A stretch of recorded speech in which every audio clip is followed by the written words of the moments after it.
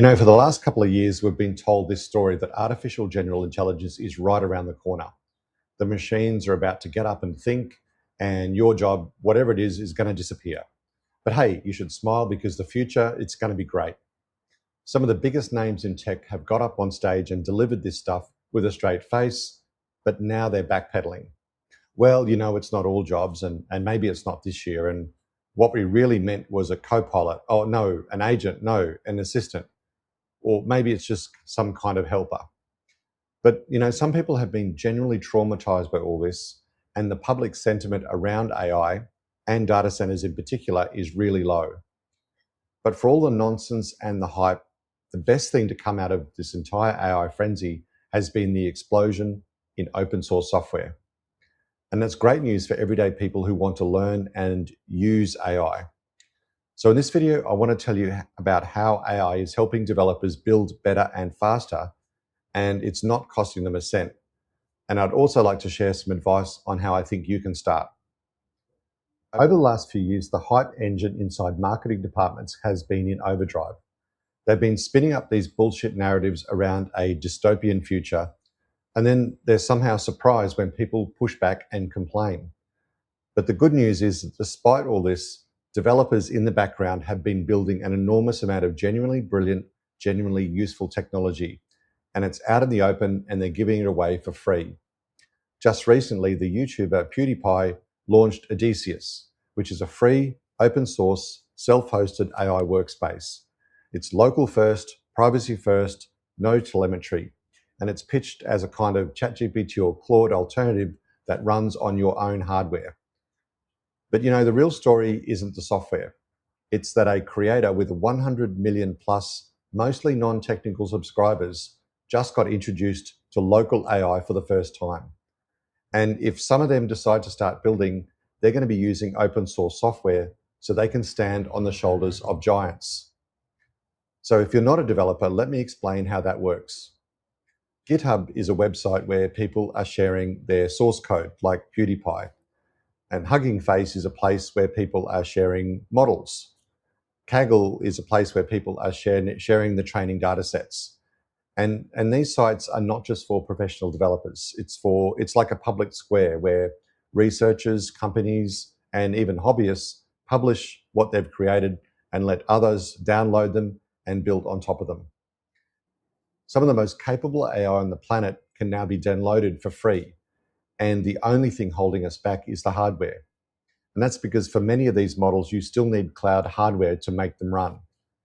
But that's about to change. And when it does, the open source is going to take a big step forward. And that's because the world is shifting AI onto the device. And, for years, the assumption was all of this had to live in an enormous data center and metered by the token. But the hardware in front of you has become extraordinary. The phone in your pocket, the laptop on your desk, even the iPad running Apple Silicon, these things have all changed the game. When the model can run on your machine, the data never leaves the building, there's no meter running, and no one is reading over your shoulder. And most importantly, the whole economic logic will flip. And open source models are exactly what makes that possible. We're heading into a world of capable AI that's local, private, and free, and that's quite an achievement. Now, I also believe that if you take from the commons, you should give back to the commons, which is why I'm making some of our foundation technology that we use to build Kiraa available to the community. I'll share more details about that in a separate video. But if you're someone just starting out, maybe a young developer or an older prosumer like me, here's what I suggest. Use the coding agents, use Claude, use Codex, but use them to learn. Don't just get them to write the code, get them to explain why the code works, why it broke, what are the options for fixing it, and how else could you have structured it.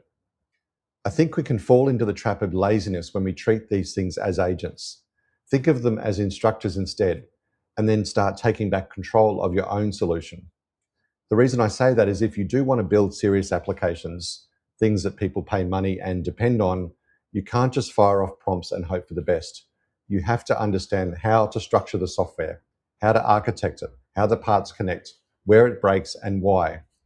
The agent will get you a demo, but your understanding will get you the sale. And look, the hype will just keep coming and coming, it always does.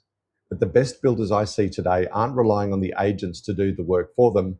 They're using the agents to teach them how to build faster, better, and safer. So keep an eye out for the videos announcing the open source projects later. But before I go, I wanted to quickly show you the Kiraa intelligence that I've built using Llama open source model running on my iPhone Pro 16. I'll be releasing a skeleton iPhone app using an LLM in the next couple of weeks.